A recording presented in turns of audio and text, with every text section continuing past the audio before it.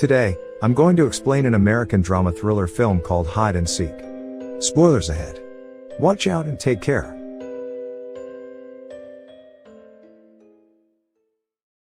Allison Callaway and her 9-year-old daughter, Emily Callaway, are playing in a park together.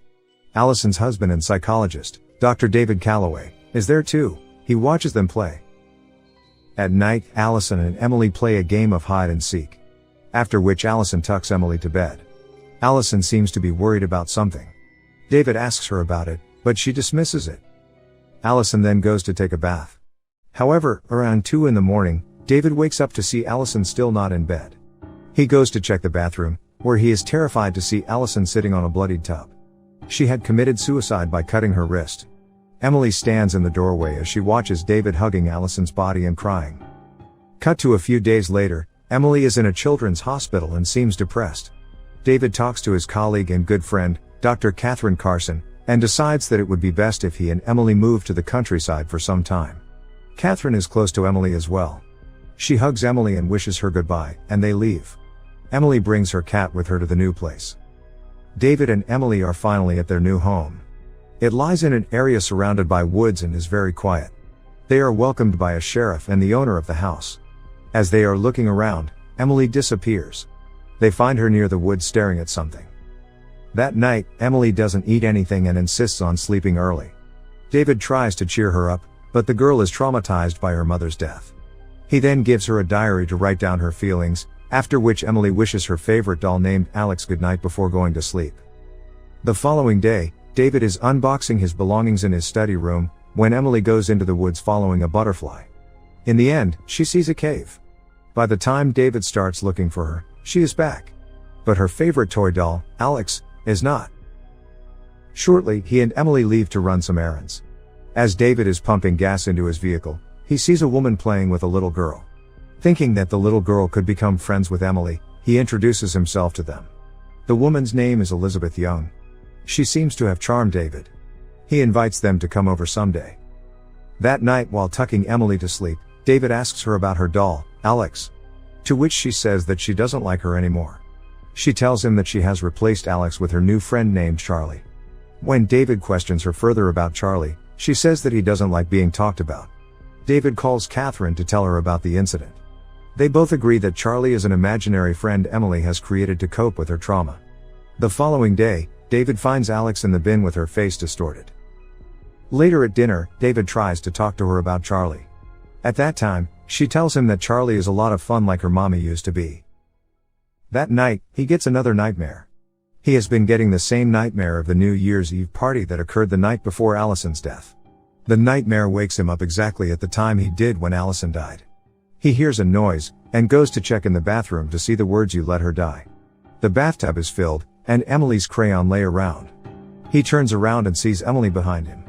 But when asked about it, Emily insists it was Charlie who did it. It was Charlie. The following day, Elisabeth and her niece, Amy, come over. David introduces Amy to Emily, but she seems to have no reaction. As they play, Amy is eager to become friends, so she hands her doll to Emily. But when Emily returns it back, its face is distorted like Alex's was. Emily tells Amy that she shouldn't be here. Feeling scared, they leave soon after. When David asks Emily about Amy, she replies she doesn't need any new friends and that Charlie is enough. Later, Emily plays outside as David does the dishes. He sees a man sitting beside her, so he goes out to check and finds that the man is their neighbor Stephen. They have an awkward conversation after which David warns Emily not to talk to strangers. Cut to that night, David hears Emily laugh, but when he goes to check on her, she is alone. He asks if Charlie is here, but Emily says that he just left through the window.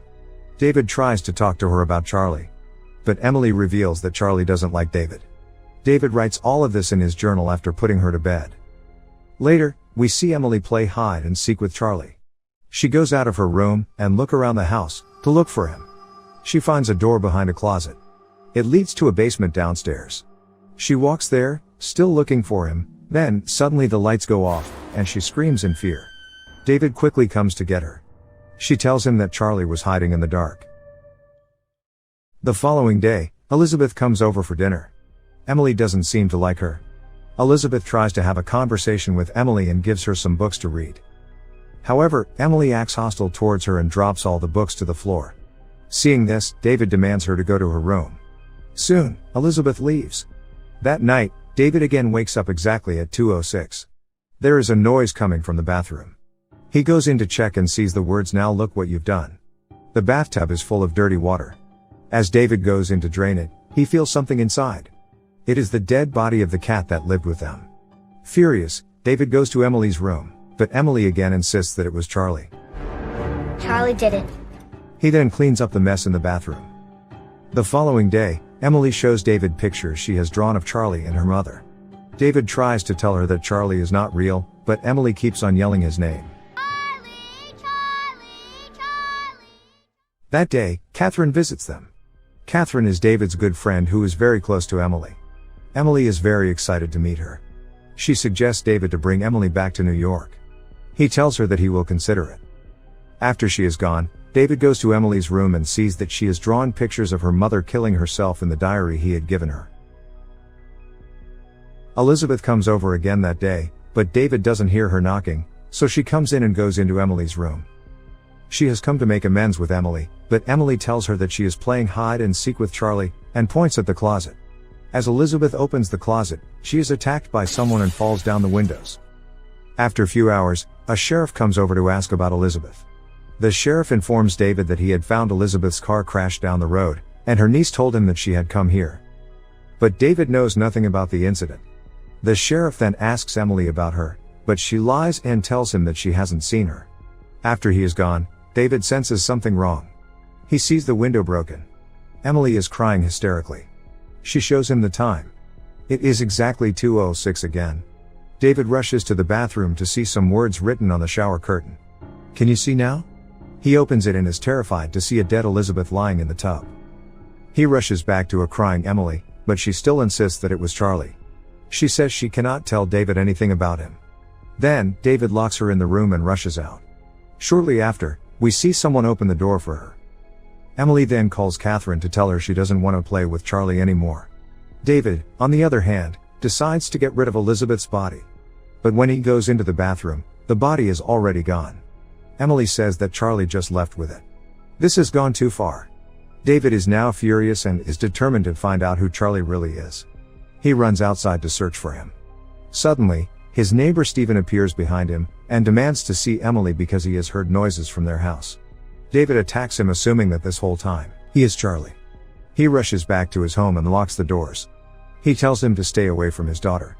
Emily hugs him in fear and begs not to make her see Charlie again. David then walks into his study room, where he is surprised to see that none of the boxes have been opened since they moved here. Even the journals are blank. He is in shock because he has been in the study writing his journal several times after the move. Suddenly, everything comes back to him. We see that the person Emily met at the cave that day was David. He realizes that he has dissociative identity disorder, and Charlie is not imaginary at all. Charlie is David himself. Whenever Charlie would emerge, David would be in his study. He also finally recalls the New Year's Eve party the night before his wife's death. He had caught Allison making out with another guest. Charlie was created as a way to express David's rage so that he could murder his wife, something the docile David was too decent to do. Emily knew the entire time about her father's split personality but did not tell him, because she was unsure which personality murdered her mother until Charlie killed Elisabeth. Every time Charlie comes out, David doesn't remember anything. When David comes to realize this, Charlie's personality completely takes over him. He tells Emily that Daddy is gone. Luckily, the neighbor has called the sheriff, who comes to check on David. He finds Emily in her room when the lights go off. The sheriff goes downstairs to check. However, he is killed by Charlie. Charlie senses that Emily doesn't like him anymore. He starts a game of hide and seek and starts to count. Emily rushes to her room. Just then, Catherine arrives. As she moves down the basement, Charlie appears behind her and pushes her down. He locks her there, where she finds the sheriff's dead body. Emily, on the other hand, locks herself inside her room. Charlie breaks the door open, but Emily has already snuck out through the window and is running away to the woods. She hides in the cave. Catherine takes the sheriff's gun and runs to save Emily. Before Charlie can get to Emily, Catherine reaches the cave as well. But Charlie pretends to be David, and when she lets her guards down, he attacks her again. Emily stops Charlie from killing Catherine by distracting his attention to herself. As Charlie moves closer to kill Emily, Catherine comes in between them and shoots him to death. Cut to a few months later, Emily and Catherine have moved back to New York.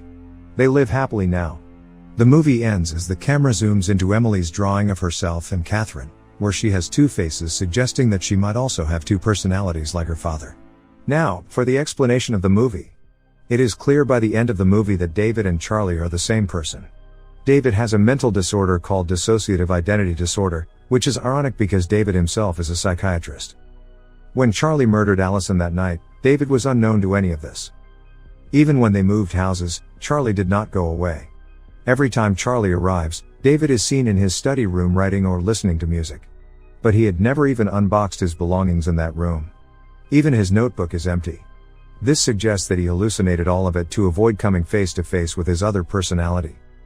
In the movie, we also see Emily being hostile. She even purposely disfigured the face of Amy's doll. There are three possible reasons. The first reason is that she might do it out of dislike for Amy's aunt, Elisabeth. Second, she might do it in order to frighten Amy into staying away, so that Charlie wouldn't hurt her. The third possibility is that Emily was displaying the pathological side of herself. That's my explanation for the movie Hide and Seek. Subscribe for more videos like this, turn on notifications, and leave a like to help the channel out. Thank you for watching.